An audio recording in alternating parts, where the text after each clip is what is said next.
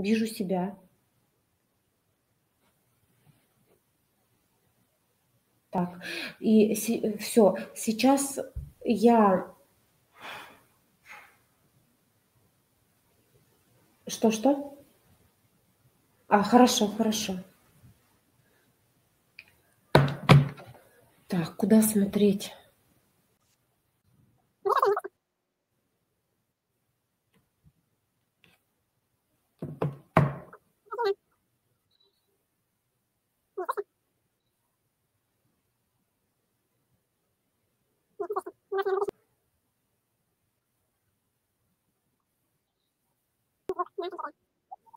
Ничего не понятно.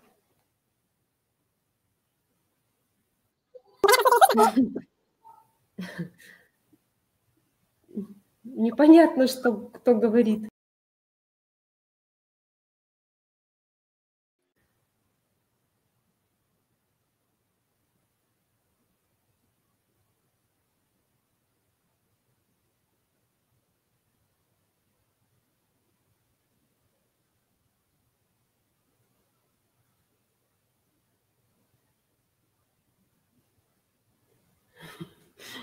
Хорошо.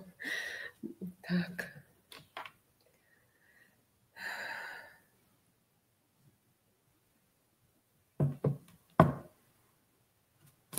Так.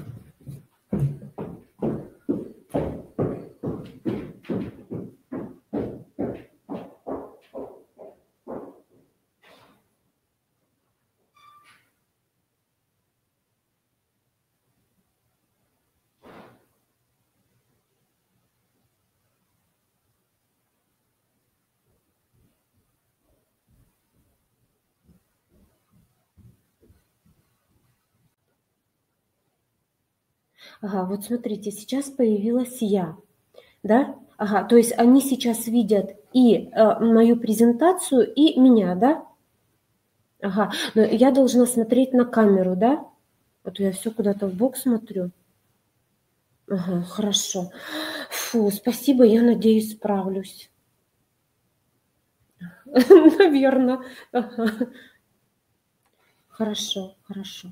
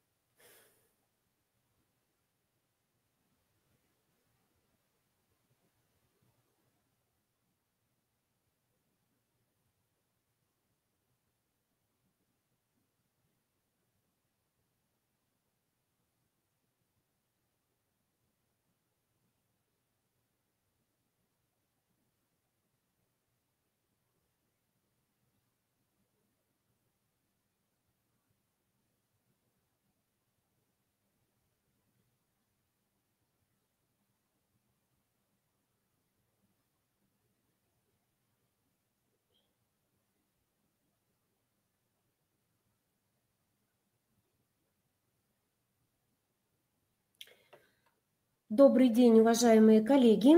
Я рада приветствовать вас в Коми Республиканском институте развития образования. Зовут меня Волкова Анжелика Васильевна.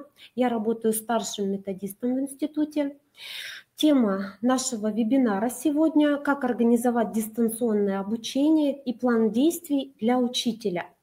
Вначале я расскажу вам, как можно организовать обучение детей дистанционно, какими можно пользоваться сервисами. А во второй части я покажу вам именно те ресурсы, это федеральные, это региональные ресурсы, которые может использовать именно учитель ОБЖ при подготовке к урокам и их проведении. Ну что, давайте начнем.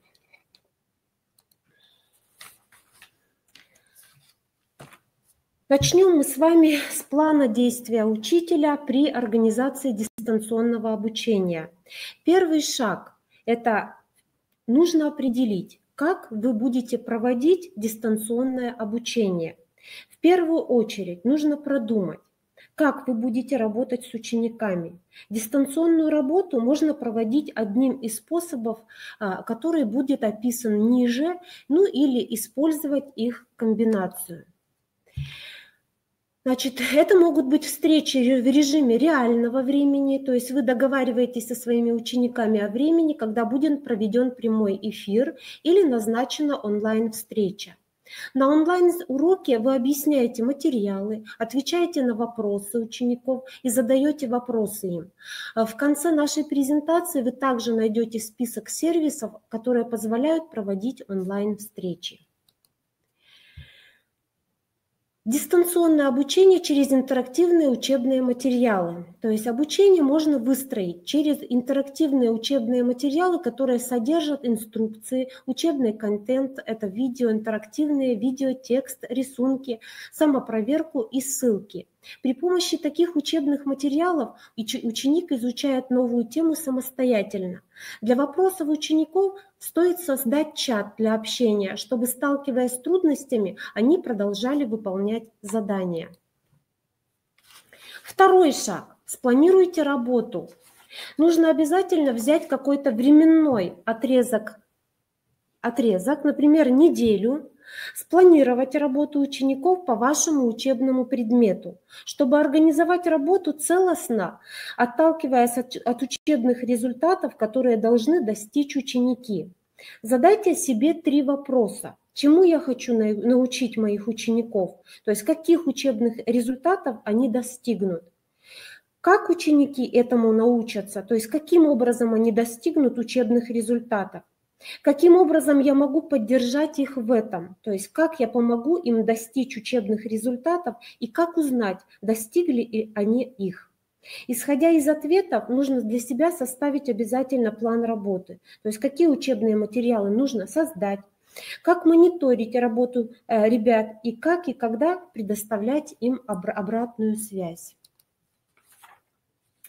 Третий шаг. Нужно определить, как будете связываться с учениками. У учеников должна быть точка выхода, через которую они получают доступ к учебным материалам. Если вы использовали в работе с учениками некоторую платформу, например, блог, сайт, мессенджеры, закрытую группу, ну или что-то другое, то и в дистанционном обучении ученики могут работать через нее. Если не было такой платформы, тогда учебные материалы могут передаваться через электронный журнал. Хотя вы все понимаете, что он может не выдержать всей нагрузки, поэтому лучше иметь какой-то альтернативный источник связи. Четвертый шаг. Нужно создавать учебные материалы. Привычные формулировки заданий в электронном журнале, такие как учебник, страница 23-25, прочитать и ответить на вопросы, в дистанционном обучении становятся бессмысленными, так как не содержат обучающей функции. Организовать учебную работу дистанционно значит помочь ученику самостоятельно разобраться с тем, что он не знает и не умеет. А для этого у ученика должны быть учебные материалы и задания, посильные для той возрастной группы, с которой мы работаем. К учебным материалам обязательно нужно добавлять инструкции по работе. Так, если вы объясняли в классе. Указываем время, которое требуется для работы над заданием и по изучению материалов, необходимые стратегии, рекомендации и подсказки. Можно использовать уже готовые учебные материалы, созданные кем-то другим, ну или можно создавать их самим. Вот ниже вы опять же увидите список тех цифровых сервисов, которые помогут в разработке учебных материалов. Какие ошибки нужно постараться избежать? Первая ошибка при организации дистанционного обучения – это составление списка заданий для ученика, как домашка, которую привыкли задавать в электронный журнал. Наша задача не задания набросать для учеников, а выстроить их обучение. Вторая ошибка – думать о том, как контролировать ученика. В этом случае мы в первую очередь будем думать о том, как и за что выставить отметку, а не о том, как ему помочь учиться. Ошибка третья – выставлять отметку за процесс обучения, а не за итог. Когда ученик изучает учебный материал, работает с тестами для самопроверки, задает вопросы, ошибается, он учится. Этот процесс мы поддерживаем своей обратной связью и помощью одноклассников, например, в совместном чате. Когда он уже научился, тогда мы проводим работу на отметку, как итог той работы, которую он проделал в течение какого-то времени. Ошибка четвертая. Просить учеников фотографировать задания и присылать вам на почту. Так можно делать только в случае с единичными учениками, у которых не получается выполнять задания и необходима ваша обратная связь. Иначе ваш почтовый ящик будут каждый день приходить более сотни писем с фотографиями учеников. Шестой шаг. Нужно определить, какие цифровые сервисы вы будете использовать. И здесь я сразу же прошу прощения, я изучала в школе немецкий язык. Если что-то с произношением английского будет не так, прошу у вас прощения. Значит, первое. Определяем цифровые сервисы, какие будем использовать. Значит, сервисы, с помощью которых вы организовываете онлайн-урок в режиме реального времени. Первый сервис, он называется Zoom, сервис для проведения видеоконференций и вебинаров. В бесплатной версии можно проводить встречи до 40 минут и на 100 человек. Ученики могут подключиться к встрече через телефон. Рекомендуется установить приложение Zoom или через компьютер. Каждый участник встречи имеет возможность говорить, демонстрировать видео и расширивать свой экран. Facebook. Трансляция видео прямо с Facebook. Создайте закрытую группу класса, в которой можно будет запускать. Так, что-то у нас тут прервалась трансляция. Я надеюсь, что меня видно. Следующий сервис – это Instagram. Трансляция видео с Instagram можно проводить в своем аккаунте. Если ученики на вас подписаны, то они получат извещение о выходе в эфир. Ну или создать закрытый аккаунт класса и вести онлайн-встречи с ним. Следующий сервис – это VisiQ, сервис для организации онлайн-обучения. Создается класс, к которому подключаются ученики. Они должны создать в этой среде аккаунт. Здесь можно вести общение, публиковать задания и объявления. И можно проводить онлайн-встречи. В бесплатной версии только 10 учеников могут подключиться к курсу и к видеовстрече. Periscope – приложение для проведения прямых эфиров. Чтобы ученики могли смотреть ваши трансляции, им надо установить это приложение на телефон или создать аккаунт. Следующий сервис – это Skype. Сервис для проведения видеоконференций. У каждого ученика должен быть аккаунт Skype, создается группа класса и в определенное время делается звонок, к которому подключаются все участники группы. Следующий шаг – это передача учебного материала. Здесь я тоже вам расскажу о сервисах, которые можно передавать, через которые можно передавать учебное содержание. Первое – это видео. Видео можно создать либо через запись на камеру телефона, например, либо через запись экрана. Следующий Следующий сервис – это Screencast-O-Matic, надеюсь, правильно произнесла, позволяет создавать скринкасты, то есть видео с экрана монитора, видео посредством веб-камеры или записывать экран и изображение с веб-камеры одновременно. Видео записывается длиной не более 15 минут и сохраняется на компьютер или публикуется в YouTube. Рамку захвата видео с экрана можно редактировать до требуемого размера, запись можно ставить на паузу и менять местоположение рамки на экране. С помощью этого сервиса можно записывать технические обучалии, то есть инструкции по работе с программами и сервисами, записывать объяснения темы, то есть урок, лекции, записывать упражнения и решение примеров. Следующий сервис – это рабочие листы в документах Google. Создавайте учебный материал через документ Google и предоставляйте доступ к ученикам. Каждый из них делает копию для себя, предоставляет доступ учителю с правом комментирования и работает индивидуально или совместно с кем-то, зависит от поставленной задачи. Удобно таким образом и мониторить работу ребят, и направлять их. Следующий сервис – это Edpuzzle. При помощи Edpuzzle учитель может создавать интерактивные видео путем добавления в видео либо викторины с одним правильным вариантом ответа, либо открытые вопросы, либо комментарии в формате аудио, текстовые комментарии, либо аудиотреки. Видео добавляется с различных веб-сайтов, например, с YouTube, Vimeo, National Geographic. В Edpuzzle создается класс, и учитель может мониторить работу учащихся над этим учебным материалом. 8-й шаг – это тесты для самопроверки. Какие же сервисы могут вам в этой задаче помочь? Значит, один из сервисов – это Learning Labs. Простой сервис, который позволяет создавать различные приложения для самопроверки, то есть это тексты с пропусками, викторины, классификация, интерактивные видео и так далее. Следующий сервис – это Kabyu, это интерактивные задания по любым учебным предметам.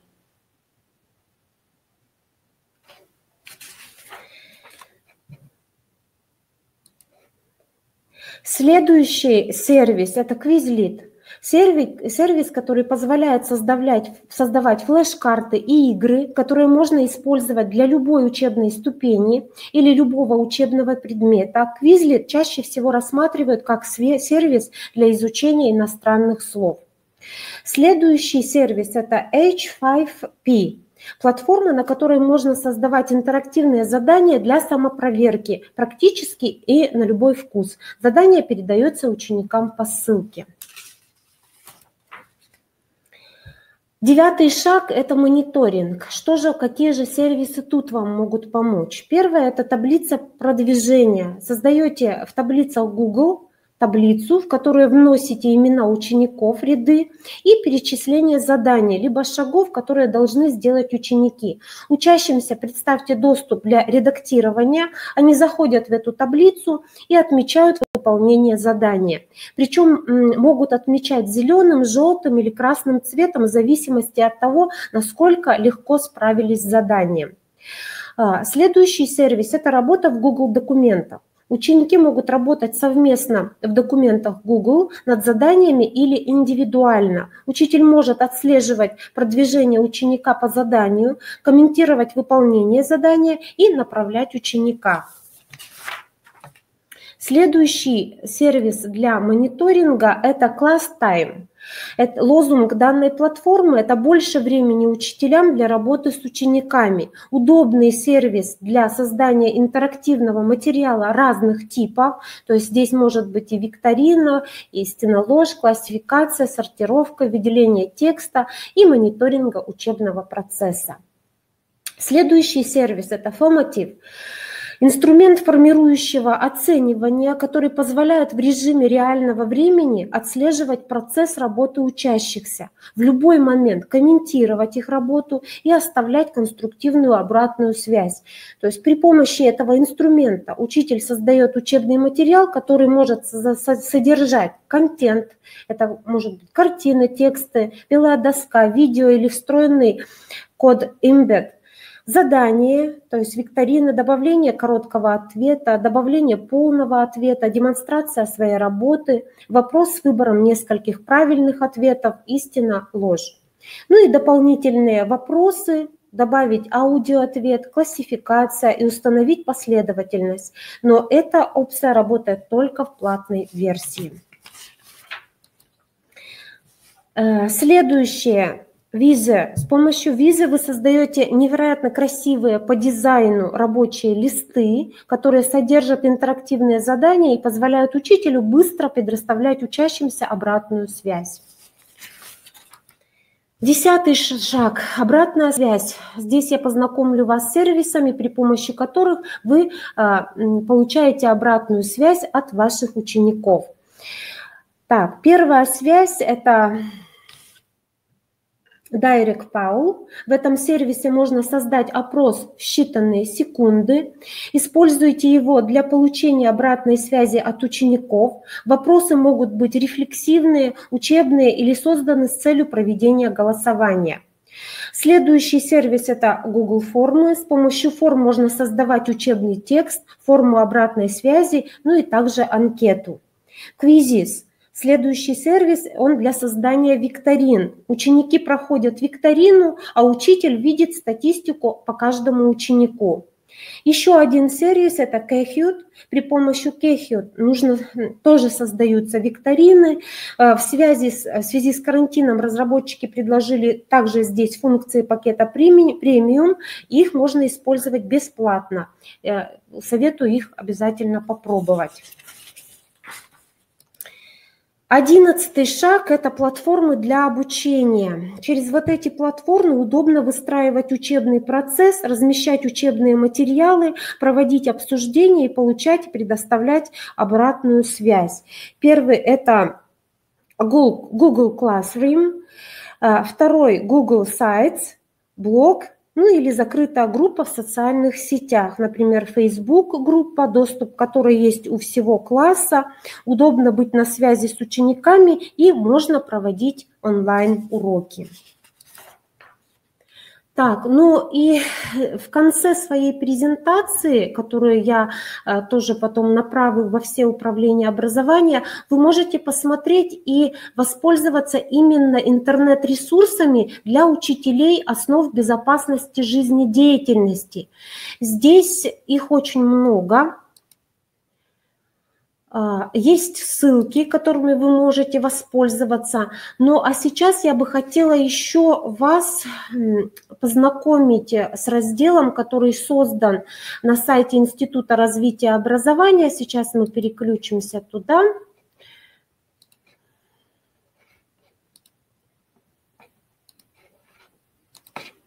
Так, вот мы видим наш сайт. Видим раздел «Методическая поддержка дистанционного обучения». Заходим сюда. Значит, здесь в специально созданном разделе сайта размещена актуальная информация для педагогов и родителей о платформах, ресурсах и сервисах дистанционного обучения, об открытых ресурсах электронных библиотек и издательств учебной литературы, о платформах, ресурсах и сервисах в сфере культуры, инструкции и рекомендации по эффективному использованию ресурсов и сервисов, вебинары, онлайн-семинары, информационные сессии и видеолекции, открытые онлайн-курсы. Также вы здесь можете познакомиться с приказами, с методическими рекомендациями по организации дистанционного обучения. Ну и посмотрите, в данном разделе есть 3 раздела. Один – родителям, учителям и преподавателям. Мы с вами сейчас зайдем в раздел «Учителям». И видим здесь, что здесь представлено. Региональные ресурсы, федеральные ресурсы, культура, профессиональное развитие педагога, федеральный перечень учебников, дополнительные ресурсы, ну и Министерство просвещения Российской Федерации. Давайте посмотрим, что же у нас есть в федеральных ресурсах, чем вы можете воспользоваться. Открываем. Российская электронная школа. Здесь сразу же имеется ссылка на ресурс, который вы можете воспользоваться.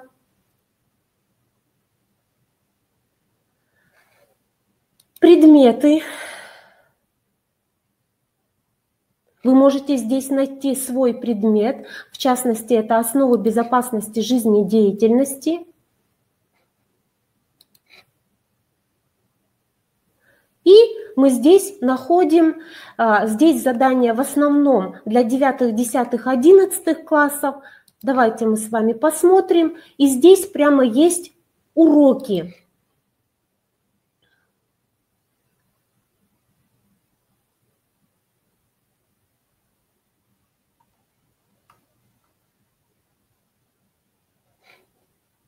Так, тяжело открывается.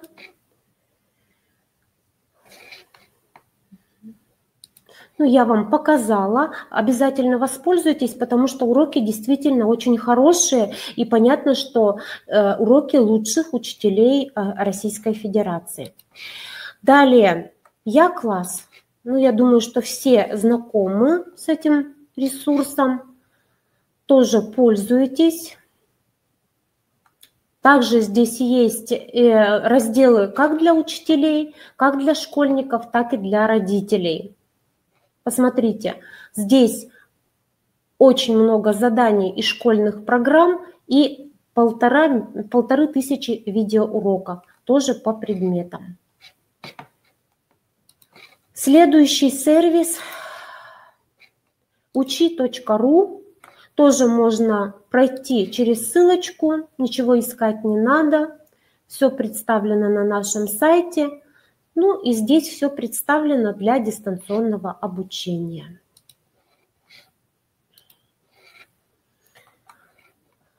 Моя школа в онлайн.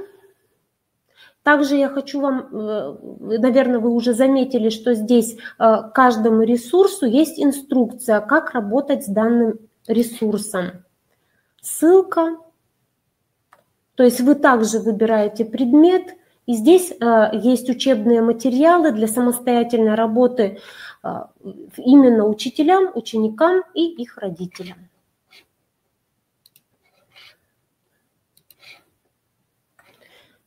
Яндекс учебник. Тоже видите ссылку на ресурс. Значит, переходите. Тоже видим.